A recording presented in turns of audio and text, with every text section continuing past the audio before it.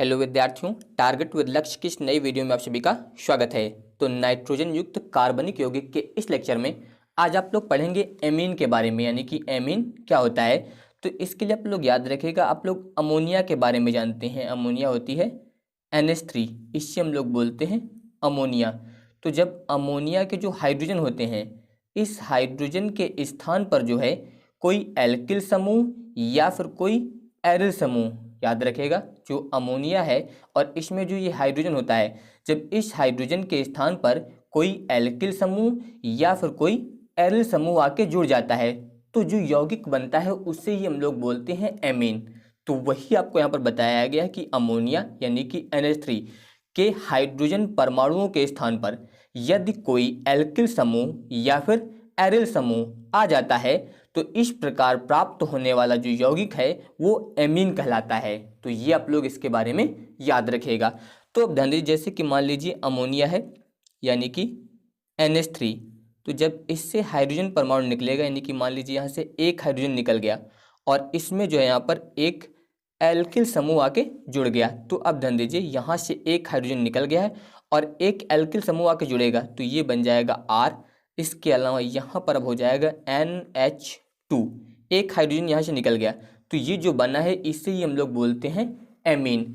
इसके अलावा ध्यान दीजिए यहाँ पर जो बना है, अगर इससे भी ध्यान दीजिए यहाँ पर एक हाइड्रोजन निकाल दिया जाए और फिर इसमें जो है यहाँ पर एक एल्किल समूह जो है ऐड कर दिया जाए, तो जब एक और एल्किल समूह ऐड कर देंगे तो यहाँ पर ध्यान दीजिए अब एल्किल समूह कितने हो गए, 2। इसके अलावा ध्यान दीजिए यहाँ से एक हाइड्रोजन और निकल गया तो यहाँ पर ये आ जाएगा NH। तो ये जो यौगिक बनेगा ये भी आपका एमीन होगा। तो याद रखिएगा ये भी क्या होगा, एमीन होगा। अभी भी यहाँ पर इसके पास एक हाइड्रोजन है तो अगर हम लोग इस हाइड्रोजन को भी यहाँ से निकाल दें और इसमें जो है यहाँ पर एक एल्किल समूह को ऐड कर दें तो अब यहाँ पर जो एल्किल समूह होंगे वो 3 हो जाएंगे। इस प्रकार से एल्किल समूह जो होंगे कितने हो जाएंगे, 3, और यहाँ पर क्या आ जाएगा, N। तो ये जो यौगिक बनेगा इसे भी हम लोग बोलेंगे एमीन। याद रखेगा, अगर एक हाइड्रोजन परमाणु निकाल देते हैं और उसके स्थान पर जो है एक एल्किल समूह जोड़ देते हैं तो भी ये आपका एमीन होगा। जब हम लोग यहाँ से 2 हाइड्रोजन परमाणु निकाल देंगे और इसके स्थान पर जो है 2 यहाँ पर एल्किल समूह जोड़ दिए जाएंगे तो ये जो बनेगा ये भी आपका क्या होगा, यहाँ पर एमीन होगा। और इसके अलावा यहाँ से अगर हम लोग तीनों हाइड्रोजन निकाल देते हैं और इसके स्थान पर जो है यहाँ पर 3 एल्किल समूह जोड़ देते हैं तो भी क्या बनेगा, आपका एमीन बनेगा। तो यहाँ पर ध्यान दीजिए, इसके कुछ एग्जाम्पल ध्यान दीजिए आप। जैसे कि मान लीजिए यहाँ पर ध्यान दीजिए R, तो R की जगह पे आप प्रयोग कर सकते हैं CH3 का प्रयोग कर सकते हैं तो ये हो जाएगा CH3। इसके अलावा यहाँ पर NH2, तो ये जो है आपका एमीन है और इसका आप लोग नाम याद रखेगा, इससे आप बोल सकते हैं मेथिल एमीन। याद रखिएगा यहाँ पर इससे आप बोलेंगे मेथिल एमीन।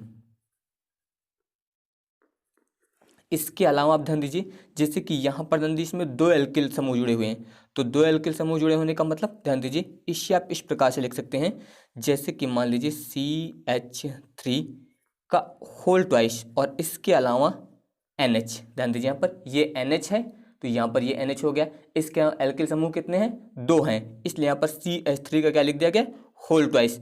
तो इससे आप बोल सकते हैं यहाँ पर डाई मेथिल एमीन। याद रखिएगा, इससे आप बताएंगे यहाँ पर डाईमेथिल एमीन, इस प्रकार से।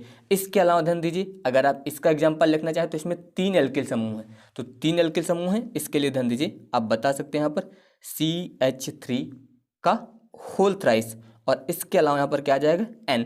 तो इससे आप बोलेंगे ट्राई मेथिल एमीन। याद रखिएगा ये हो जाएगा ट्राई मेथिल एमीन। तो इस प्रकार ये सभी यौगिक जो बने हैं यहाँ पर इन्हें ही हम लोग बोलते हैं एमीन। अब इसके बाद ध्यान दीजिए एमीन का वर्गीकरण, यानी कि एमीन जो है उन्हें कितने प्रकार से वर्गीकृत किया जा सकता है। तो सबसे पहले ध्यान दीजिए यहाँ पर जो नाइट्रोजन परमाणु है इससे जुड़े जो आपके एल्किल समूह या फिर एरिल समूह होते हैं इनकी संख्या के आधार पर जो है इनका वर्गीकरण किया जाता है। तो सबसे पहले ध्यान दीजिए प्राथमिक एमीन या फिर आप बोल सकते हैं 1 डिग्री एमीन। तो इसमें आप लोग याद रखिएगा कि जो नाइट्रोजन परमाणु होता है इससे जो है यहाँ पर केवल एक ही एल्किल समूह या फिर एक ही जो है एरिल समूह जुड़ा होगा। तो आप अगर लिखना चाहें तो आप बता सकते हैं कि इनमें नाइट्रोजन परमाणु केवल एक एल्किल समूह, एक एल्किल या फिर एक एरिल समूह से जुड़ा होता है, से जुड़ा होता है।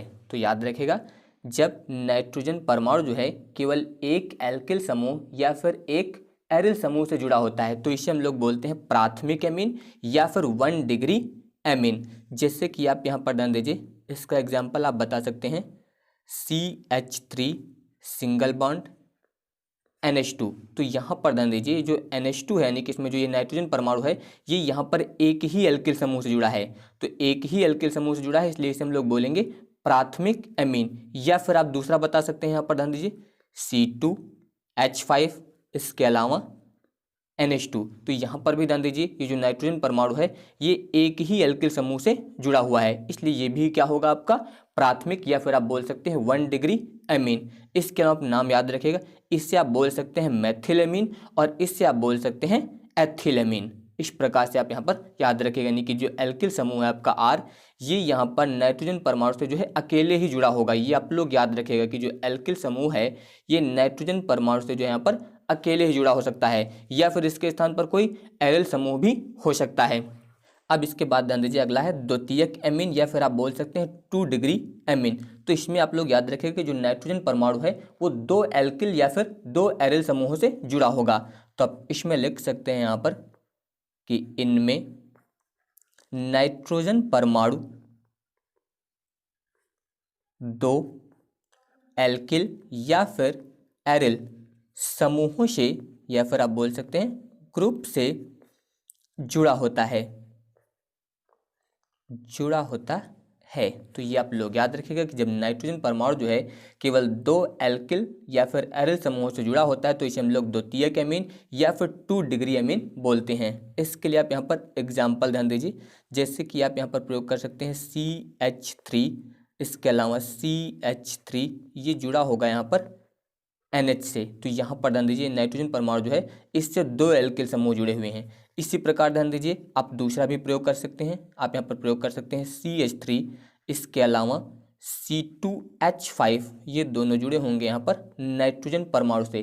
तो यहाँ पर ध्यान दीजिए, यहाँ पर भी ये नाइट्रोजन परमाणु जो है 2 प्रकार के एल्किल समूहों से जुड़ा हुआ है। तो इसका मतलब यहाँ पर ये क्या होगा, आपका द्वितीयक एमीन होगा। यहाँ पर ध्यान दीजिए, 2 यहाँ पर मेथिल जुड़े हुए हैं तो आप इसका नाम बता सकते हैं डाई मेथिल एमीन। याद रखिएगा, इससे आप बोलेंगे डाई मेथिल एमीन।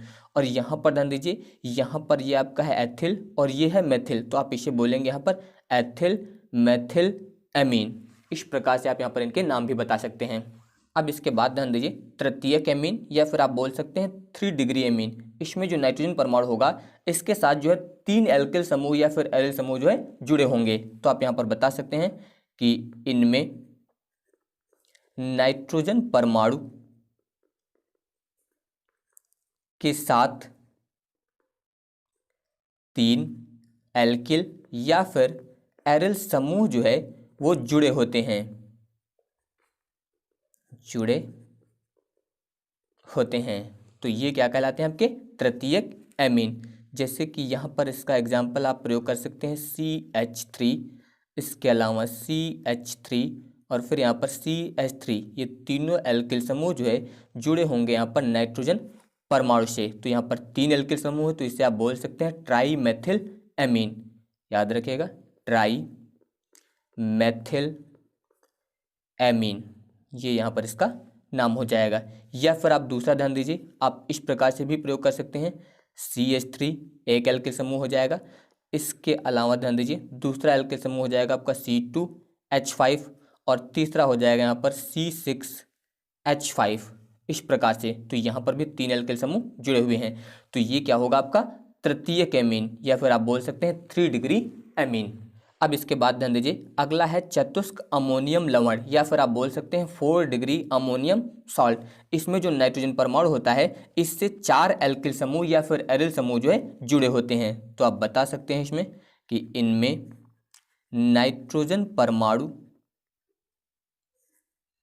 से 4 एल्किल या फिर एरिल समूह जो है वो यहाँ पर जुड़े होते हैं,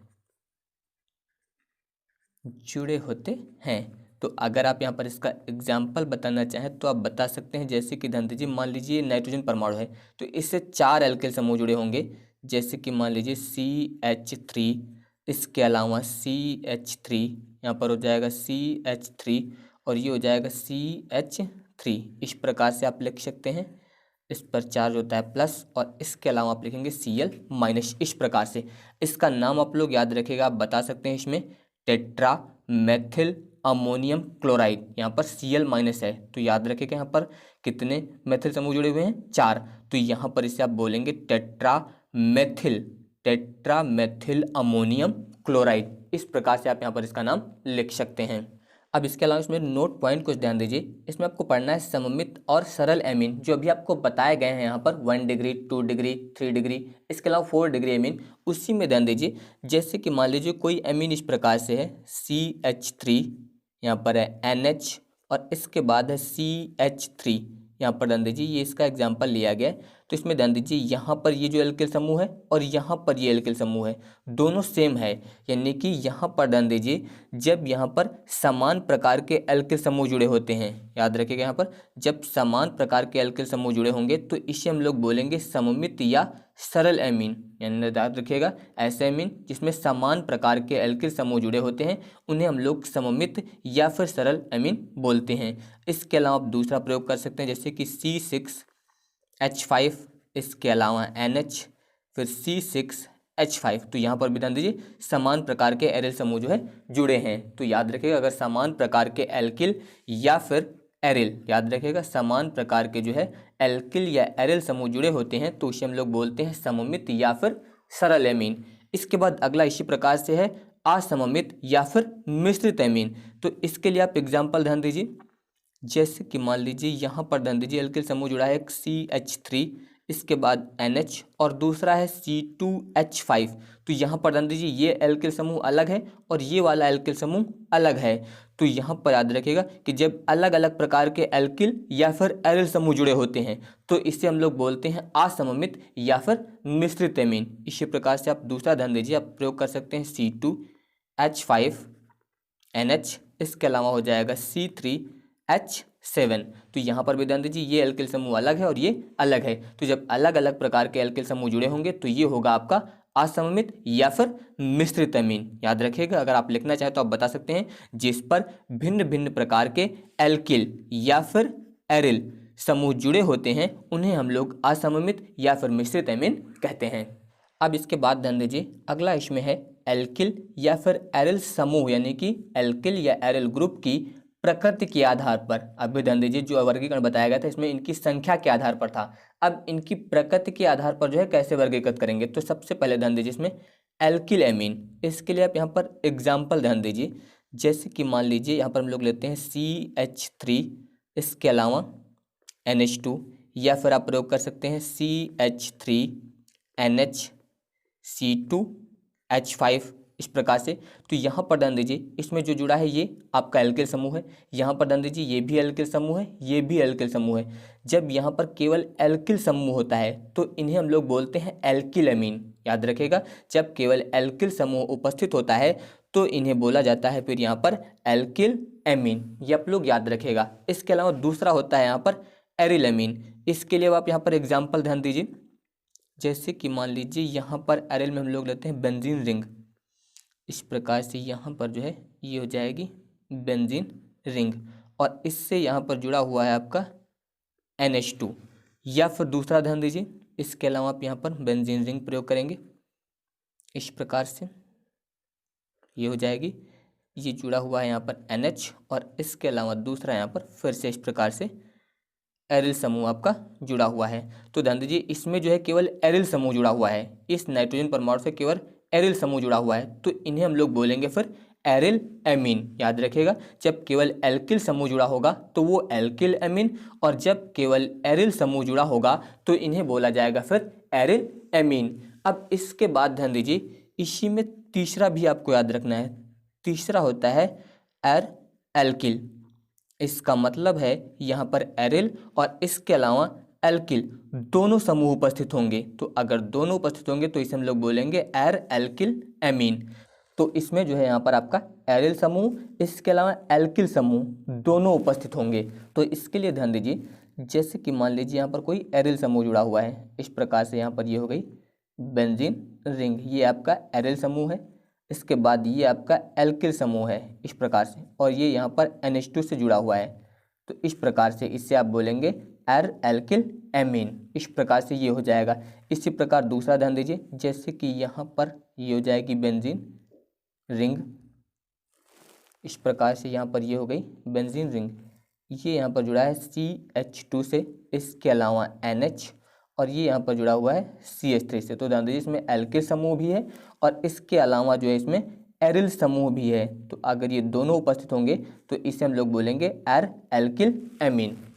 अब इसके बाद ध्यान दीजिए जो एमीन है इनका IUPAC नामकरण किस प्रकार से किया जाता है। तो इसमें ध्यान दीजिए, इसमें बताया गया है कि IUPAC पद्धति में एमीनों का नामकरण जो हम लोग एल्केनेमीन लिखते हैं। इसके अलावा जो एरिल एमीन होते हैं इनका नामकरण हम लोग बेंजेनेमीन लिखते हैं। इस प्रकार से यहाँ पर जो है IUPAC नामकरण किया जाएगा। तो इसके लिए आप समझ लीजिए जो सामान्य नाम होगा, जैसे कि सामान्य नाम है मान लीजिए एल्किल एमीन, एल्किल एमीन, ये है आपका सामान्य नाम। तो जो IUPAC नाम होगा इसका, उससे हम लोग लिखेंगे एल्केनेमीन, याद रखिएगा एल्केनेमीन। तो सामान्य नाम एल्किल एमीन और जो IUPAC लिखेंगे तो ये क्या हो जाएगा आपका एल्केनेमीन। जैसे कि मान लीजिए ध्यान दीजिए यहाँ पर हम लोग लेते हैं CH3 और इसके बाद NH2। तो जब इसका हम लोग सामान्य नाम लिखेंगे तो ध्यान दीजिए एल्किल एमीन के अनुसार, एल्किल आपका यहाँ पर क्या है मेथिल, तो यहाँ पर आप लिखेंगे मेथिल एमीन, ये हो गया इसका सामान्य नाम। और जब IUPAC नाम लिखेंगे तो ध्यान दीजिए यहाँ पर क्या लिखा गया है एल्केनेमीन। तो यहाँ पर एल्किल समूह क्या आपका मेथिल, तो अब ध्यान दीजिए यहाँ पर क्या बन जाएगा मेथेनेमीन, इससे आप लिखेंगे यहाँ पर मेथेनेमीन।